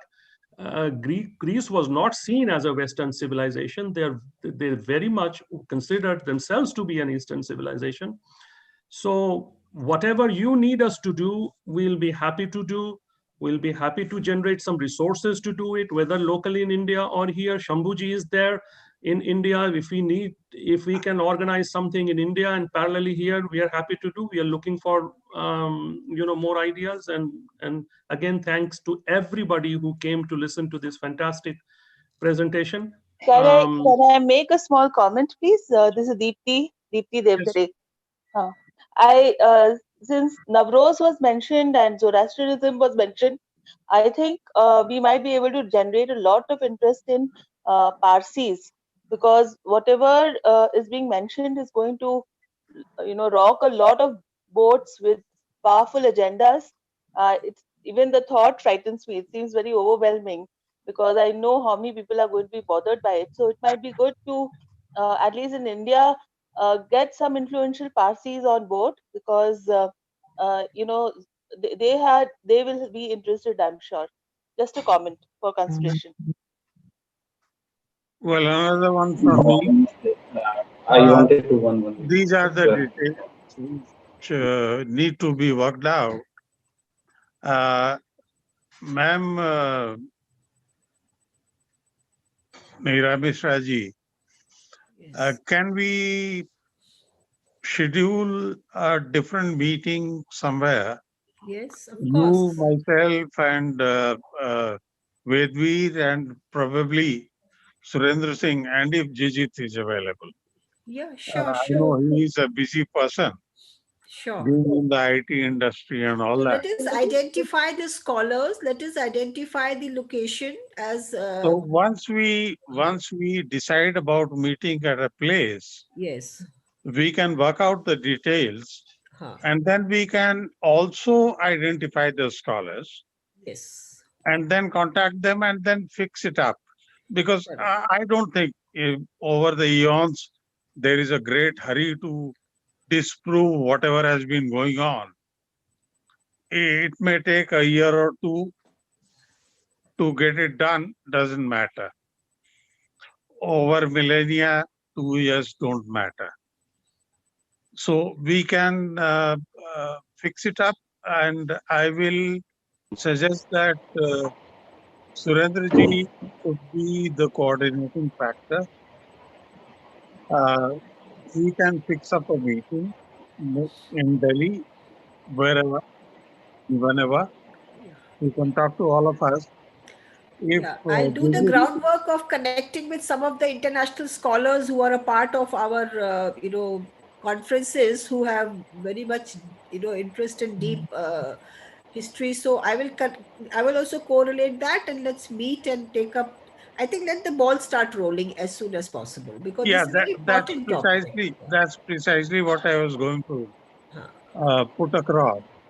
That first, let us meet immediately as soon as we can, Yes. and then we can start activating our international scholars and Yes. um, how many scholars are available and all that. Huh. Work it out, and then we work out a plan. Maybe Correct. in the next 3 months, we'll come out with a plan and then put it across to IR and the US. Correct. Yes. Yeah. People have I raised. wanted to make a remark, that whatever study we are planning, from my own observation, all of you are expert into this field, but I just wanted to share one thought, which the way of execution we have used in the past, that whenever we want to change something, we have to generate interest to the people, not only for the scholars, but also for the students, university students and school students. The more interest we generate among the students, the more they will try to dig into that, and then more they will be agreeing on our ideas instead of raising concern. So what we have done in the past, that whenever we wanted to pass on, convey to the students, we used to conduct student events, debate competitions on the topics given by us in the high schools, in the pre-university, and all this university level, masters level, attended by the students, not by the scholars only. So that gives the students a new approach, and then they try to understand that whatever is being taught to them in their books, that's not the absolute truth. This can be one alternative fact created by someone, but that will make them feel that there is much more other than this also.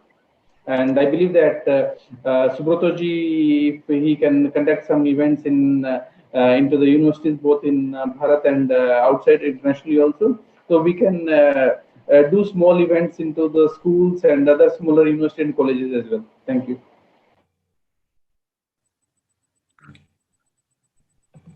Ram Prasad ji. So my question is, Vedveer ji, you try to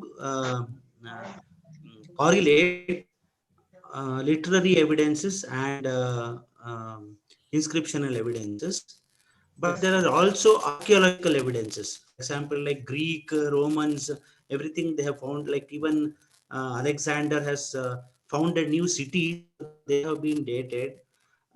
So similarly, like in our Indian part also, there will be questions like Harappa has been found around 3000 BC, and that 3000 BC dated cities, where does they really belong to in our entire chronology?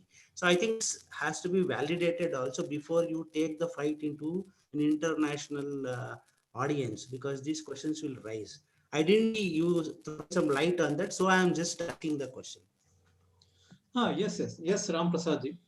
The archaeology, till now, I don't think wherever the continuous chronological history is available for a civilization, none of the date of any king has been arrived based on an archaeology or carbon dating. It's only based on the literary and the epigraphic evidences only has been used, because arriving an absolute chronology through archaeology is impossible. archaeological dates can have a plus minus 300, 400, 500, maybe 1000 years plus minus.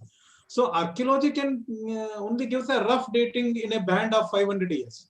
So how we can date a particular dynasty or a particular date of the foundation of a city? Can we get a exact date of foundation of the Alexandria by carbon dating? It's not possible. Moreover, the methodology, the business logic applied to arrive at carbon dating, they do a lot of calibration specific to a particular project. That calibration, the methodology, the business logic is biased to the chronology is available.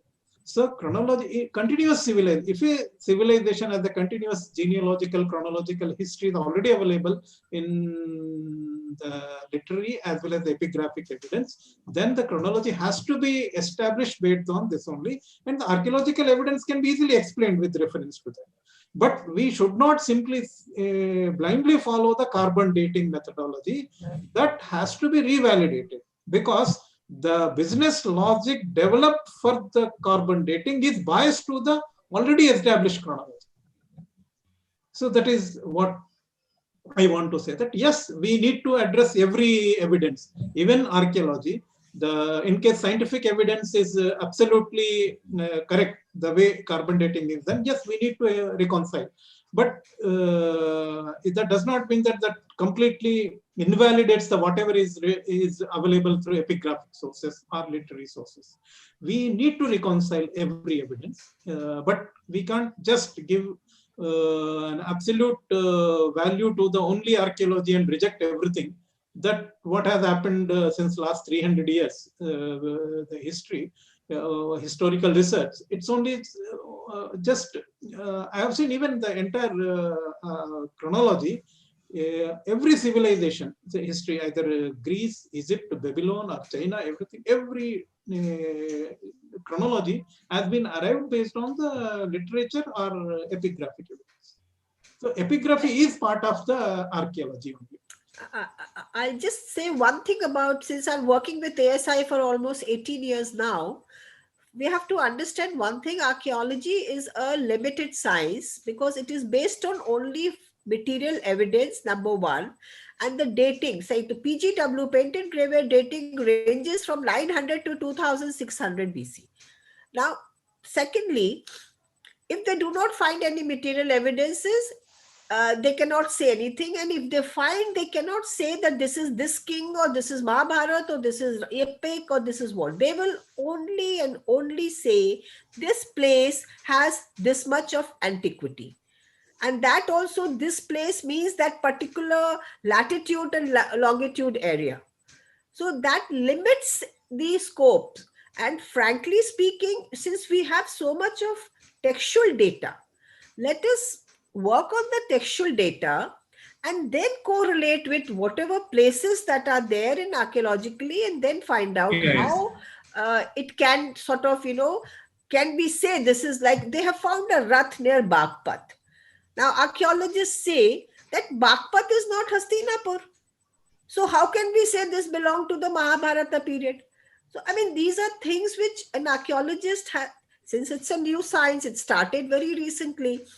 Secondly, it has its limitations. So I think let us go by the textual and this inscriptional data. Let's start moving on that first and then come to the archaeology. That is my humble suggestion. Yeah, actually, there is some point in the Ramaprasad's statement. So how I would see is that once you have the epigraphic evidence, then maybe the archaeology side can recheck or revalidate their positions, because sometimes there may be a cross bias between the disciplines, and there are a lot of information where the VGS provided which can have some kind of implications, like the flood event that has happened in Mesopotamia. You can actually go into bathymetry and then corroborate the flood events, etc. So this is possible. So as a strengthening the current chronological dates, wherever it has an imprint in the archaeology, we can do that. And 668 years, the gap of 660 years is not a big challenge, because the the plus and minus of the archaeology can cover up 500 days here and there. So, for example, the first thing I would look at the look at the dating of the Troy, the city, and see whether the archaeology is limiting the new date of the city of Troy. And if it is not limiting, then that is an archaeology supporting the date of Vedavirti. So, like that you can. So it gives an additional support to the established chronology. So, and maybe these are the things that we can actually do subsequently to strengthen the position, so that even from the archaeology side, also there are no questions put on chronology. Actually, that is a good kind of a depth we can give. Yeah, but they have this very peculiar habit of just saying these inscriptions Yeah. are fake. These inscriptions are not correct. Right. So, I mean, we That is have where, gone through this whole yeah. process of it. So we have to be. Right. I think. I mean, we can start. What I'm trying to say is that since we have the textual data, let's go on that, and Right. then bring in the archaeologist at a later stage. Otherwise, we'll actually reach nowhere then. Right. Definitely, like as Subrata also mentioned, we will first have interaction with our local, like scholars who are actually Yes. Indian side, who has got an interest in proving like a better chronology, like Yeah. Aryan invasion theory.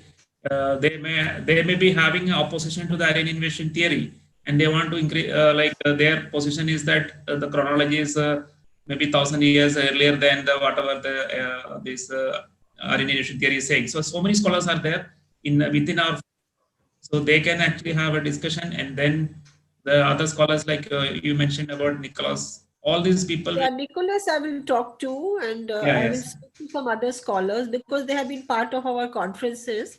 So they right. would be very much interested, I think, Very that much, yes, let yes, us start that dialogue as soon as yeah. possible. And even In you may fact, get I'll some connect them to Vedveerji. That will be better because then he can have a more, uh, solid dialogue with them. correct. Yeah.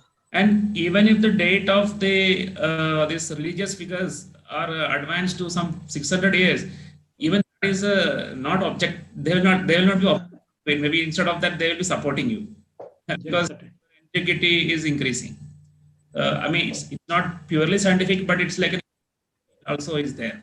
Like your of all the religious leaders are getting into the 600 or So 60. I would suggest that we do one here in India and we do one in USA because we have to rope in one good university in USA that can sort of make it a worldwide dialogue as Dr. Subrata ji has suggested. So we do one in USA and one in India. And I think our time has been crossed, Lord. Okay. And Okay. Yes, actually, this actually, I will discussion is ask. very interesting, but we are also running out of time, so we need to Sorry, conclude. sorry. Yeah, I will ask Subrata to conclude it Sorry, with. sorry. Surendra ji, why don't you do the vote of thanks, because we haven't listened to you, and please do the vote of thanks. And this was phenomenal, and thank everybody. And we will arrange soon for Vedveer ji for getting some platforms. I will be talking with some of the IIT deans, etc., to provide some plenary lectures, etc. So we start, moving out of the usual domain of universities into universities that are more driven and quite accepting of that narrative. So I'll start working on my end and look forward to hearing ideas and work with you all together to get this forward. Thank you, धन्यवाद sir.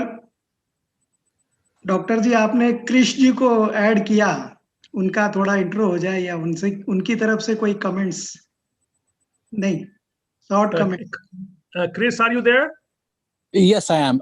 So first of all, this is I'm telling you what, I know Dr. Subrata ji. He's what can I say? He's my role model, and he is a historian. And now I'm meeting a lot of historians of his caliber, and I'm just fascinated. I think only two comments I would make is the chronology. It's a fascinating issue that you are covering stage by stage. So I just want to know if you how do you fill up the gaps in chronology? In other words, there are different civilizations coexisting. So how do you correlate them and fill up the gaps so that your narrative and story would be more authentic when you present it in the university, because they all ask for evidence. As far as the archaeology is concerned, I think that instead of conflicting, let us collaborate with them. Just, if they present something that it is 300 years, at least you have a range of those 300 years and you can see on the chronology whether it fits in. If it fits in, you have, archaeology is an evidence, it's a physical evidence. You can use that to your advantage. Or if it's not, just dispute it and move on. Just ignore it and move on and continue with your chronology, and you just use the advantages of the archaeology that is brought up. And you can also call them and correct them. You can give the the narration you have to them and let them know this is why we feel this is of this age. You gave a range. We are narrowing the range to 50 years instead of your 500 years, something like that. Chris, so whatever it is, Chris, archaeology is not, we should not, the primary evidence, as Neeraj said and Vedbiji said, is our textual evidence. Archaeology at its extreme best can offer some corroborative role. It is not a negative, it's not a negating evidence. Corroborative, correct. So I agree with you, Subrata ji. What I was trying to say was, we cannot begin our textual evidence with the idea that it is proven guilty. It is guilty under proven otherwise. So that is the attitude that has beset us, that our textual evidence is false until proven otherwise. That cannot be an approach to history. Nowhere in the world is that approach to a history. So Subrata ji, it is imperative. It is imperative that you bring this up in the universities here. And Vedveer ji, that should be our approach. So that is true.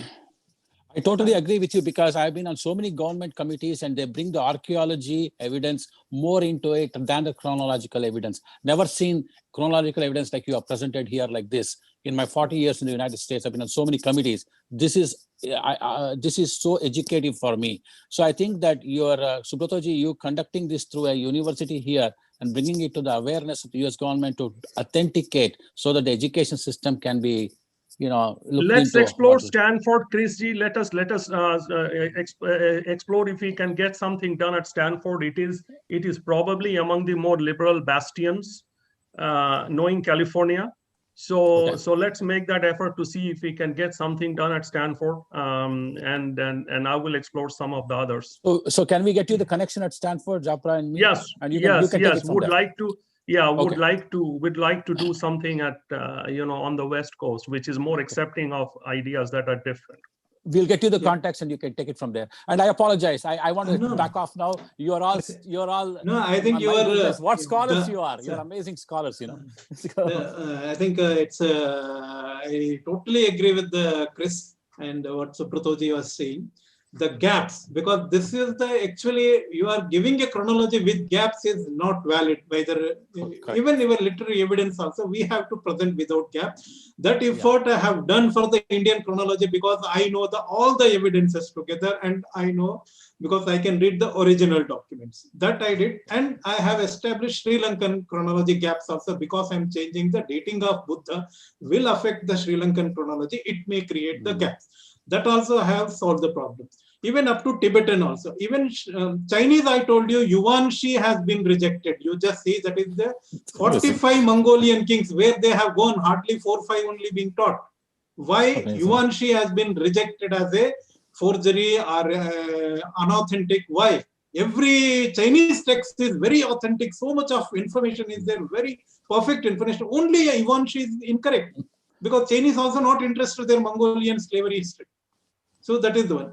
What my problem is right now is that post-Byzantine Empire, where the Seljuk took Ottoman, someone has to solve this problem. I don't have that kind of a scholarship to stand. Either let me dig into, but I am not able to get any information, because this Muslim history is always a problem everywhere. Even present also is a problem. But somehow we have to feel this Seljuk Turks and because many documents have been rejected as a forgery in the Ottoman history. there is a problem in the chronology of the Ottoman. If we correct it, then everything will fall in line. My appeal to you is only one thing, sir. Please go the Subratoji. Subratoji is a world citizen. He looks at chronology and history without bias. I have seen Subratoji speak of Christianity, Hinduism, everything on par, on human level. That is what will get you into the US system instead of having a certain perspective of doing it. That's all I would ask. But one more thing, what we have to follow, instead of completely revising, at least we should say that the university should teach the chronology established through the literary sources, then through epigraphic evidences, then the whatever the. So tell all facts to the students so that some research may happen finally, but just rejecting the entire literary evidence as the totally unauthorized need not to be, even you can mention it, because in India, no student of history is introduced to the traditional history at all. Yeah, I know. So this is the lacuna in the modern academia. So we have to say that first, let us teach the students all facts. These are the literary evidences. Okay, not yet established through the archaeological evidences. 20 years back, India has nothing beyond 3,000. Now we are going Birran around 7,500 years. So archaeology is still evolving. So we need to at least argue in the world academia, let us taught the true chronology established through literary sources first, then give the epigraphic evidences, then the archaeology, because archaeology can only be supporting evidence, that cannot be primary evidence, because that is still evolving. You're all the brains behind. We are operations guy. Let us know what to do, and we will do it here in Bay Area. That's all I can say. We'll just follow Subratoji's lead here. Thanks for all the support. Yes. एक दो बातें सिर्फ मैं अपनी तरफ से रखना चाहूंगा। एक बात मैं अपने साथियों को कहता हूं कि हमारे पास एक वेदवीर आर्य जी है, वन वेदवीर आर्य जी है। तो IHR भारत वो 100 वेदवीर आर्य जी चाहता है कि उन्होंने जो एक काम खड़ा करके दिखाया है, मतलब औरों का मैं अनादर नहीं कर रहा हूं, I am not disrespect to others नहीं शो कर रहा हूं, लेकिन उन्होंने एक जो उनके जो 4 वॉल्यूम्स आए हैं और उनके जो सारे रिसर्च पेपर्स हैं, उसके पहले उनकी बुक्स आई हैं, तो इंडियन क्रोनोलॉजी को उन्होंने एक मोर साइंटिफिक वे से सामने रखने की जो कोशिश की है। ऐसे 100 एक वेदवीर आर्य जी जैसे हमको शायद होंगे भी, उनको एक साथ लाना है, सामने लाना है, या तो तैयार करना है। तो उसी के लिए डॉक्टर सुब्रतो जी का जो ये IHR का प्रयास है, उसको हम मोर ऑर्गेनाइज्ड, मोर सिस्टमिक करने का प्रयास अभी 2021 से उसको प्रयास करेंगे कि वो मोर ऑर्गेनाइज्ड हो जाए और मोर सिस्टमिक हो जाए। सभी को, जीजीत जी को, सिद्धार्थ जी को, डॉक्टर जी को, नीरा मिश्रा जी को, शंभू जी शायद नहीं है, सभी जिन्होंने अपने कमेंट्स किए, और विशेष रूप से वेदवीर जी को बहुत बहुत धन्यवाद। नमस्ते। Yeah. Thank you, Surenji. Thank you. And so I am very much thankful to Gigi for taking the role what I used to take, because today I am not at my working station, so I had some bandwidth problem. So I thank you every single person who attended this particular program. And now since Gigi is host, so I request him to close this meeting from his side. Thank you. Okay, thank you. It's a wonderful talk. Thanks, Vedavirji. Thanks, Subratoji, and thank you, Surendraji, Neeraji, Chris ji, and Siddharth. Everybody, thank you. Namaste.